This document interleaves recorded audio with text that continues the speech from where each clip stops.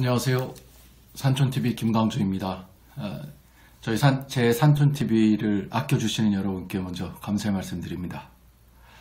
그럼에도 불구하고 아직까지 좋아요, 구독 안 하신 분들 계시면 지금 꼭 좀 구독, 좋아요 부탁드립니다. 오늘 말씀드릴 내용은 귀농스쿨 세 번째 시간입니다. 지난 귀농스쿨 시간에는 교육에 대해서 강조를 해서 말씀드렸거든요. 교육은 아무리 지나치게 강조해도 부족함이 없다 이런 말이 있는 것처럼 지난번 시간에 이제 교육에 대해서 말씀을 드렸고, 오늘 시간에는 제가 귀농 선배에게 배우기라는 내용을 여러분들하고 좀 같이 이야기를 나누고자 합니다. 귀농 선배 어떤 말씀을 제가 드리려고 하는지 아마 벌써 다 눈치채고 계실 것 같은데요. 이런 얘기들이 있습니다. 뒤에 가는 수레는 바로 앞에 가는 수레가 역시 넘어지는 것을 보고 배운다고 합니다. 그렇죠. 하여튼 먼저 한 것들을 보면서 저희가 똑같이 따라하기도 하고 새롭게 발전시켜 나가면서 살아나가는 게 인생이겠지요. 똑같습니다. 귀농을 결심한 다음에 그러면 귀농 선배를 찾아서 배워가는 것, 그것이 가장 중요한 요소가 아닐까 생각하거든요. 그러면 가장 좋은 방법은 귀농 선배에게 배우게 되면 실수를 줄이게 되죠. 선배에게 배운다고 하는 것은 귀농 활동을 하면서 살아왔는지, 그 다음에 두 번째는 여러 가지가 있을 수 있겠습니다만 작물을 어떻게 결정해서 어떻게 키워서 어떻게 팔아가면서 살아가고 있는지, 첫 번째는 여러분들이 중요하게 생각하는 것, 귀농 지역을 어느 곳으로 결정을 할 것이냐, 이것도 귀농 선배에 꼭 배우고 싶은 거죠. 또 귀농을 결정한다 하더라도 이 과정에서 여러 가지 생각해야 될 것들이 많습니다. 과연 귀농 선배들은 내가 생각하는 어려움과 동일한 어려움을 겪었는지, 아니면 귀농 선배들만 다른 어려움을 겪고 있는지, 이런 것들을 현장에서 직접 확인해 볼 수 있다는 큰 장점이 있는 것이지요. 그럼 귀농 선배를 어떻게 만날 것이냐라는 질문을 제가 많이 받습니다. 지난번 시간에 이제 귀농 교육을 제가 강조해서 말씀드렸는데, 저는 이제 교육을 한 10년 가까이 담당하면서 느꼈던 것들은, 거기서 강사분들을 귀농 선배로 찾으시는 교육생들도 많이 봤고요. 또한 귀농 교육을 받는다 하더라도 다 똑같은 경험을 갖고 있는 사람들이 귀농 교육을 받는 게 아니더라고요.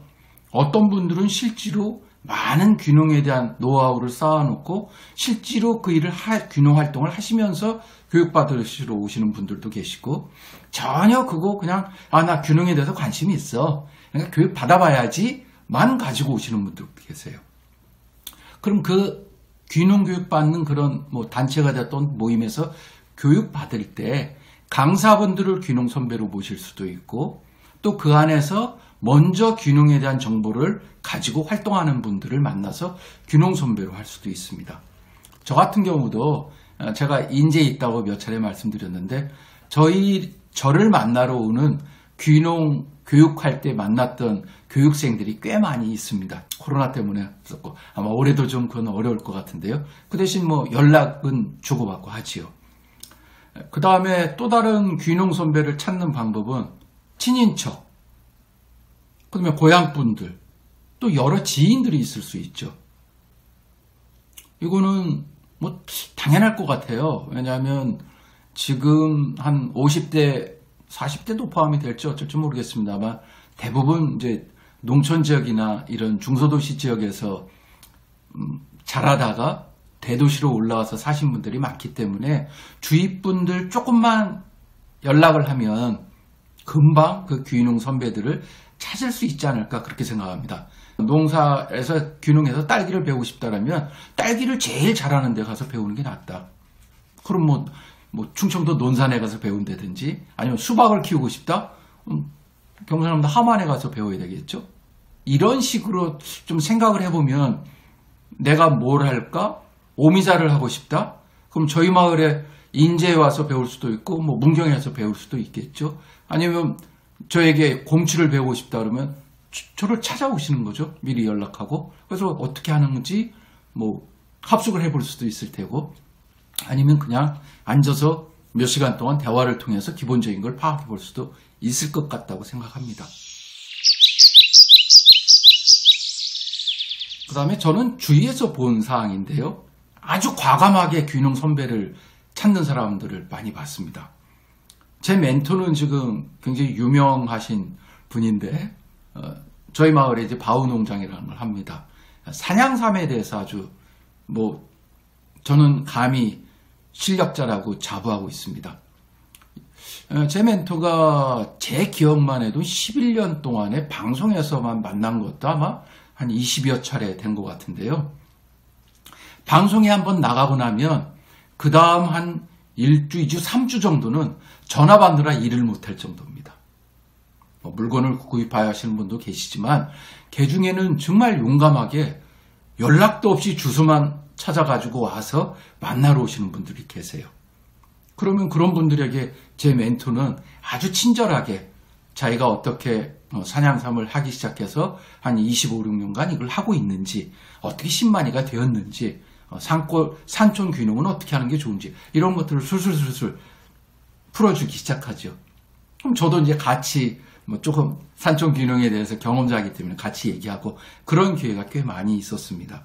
그래서 권해드리고 싶은 거는 현장을 가서 만나는 방법, 교육장소에서 만나는 방법, 지인이나 아는 사람을 통해서 만나는 방법들도 있고, 이렇게 과감하게 TV나 신문이나 잡지 같은 데를 보시다가 내가 살아가고자 하는 방향, 아니면 내가 생각했던 어떤 귀농 지역이나 귀농에서 키워야 될 작물을 하고 있는 분이라면 과감하게 연락하고 찾아가서 도움을 청하는 이런 적극적인 방법도 굉장히 귀농 활동을 하는데 큰 메리트라고 저 자신은 생각하고 있습니다.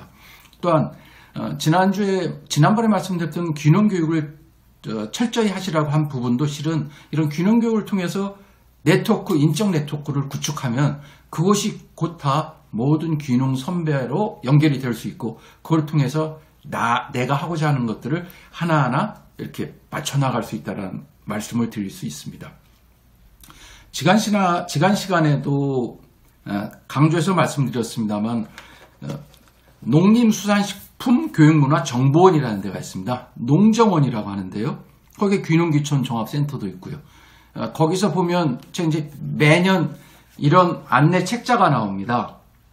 올해 이 책자가 4월이나 5월경에 나왔던 걸로 알고 있는데, 저는 1년에 한 번씩 귀농귀촌 센터에 가서 저도 또 모르는 게 있을 수 있으니까 그것들을 물어보기도 하고, 그래서 꼭 여기를 방문합니다.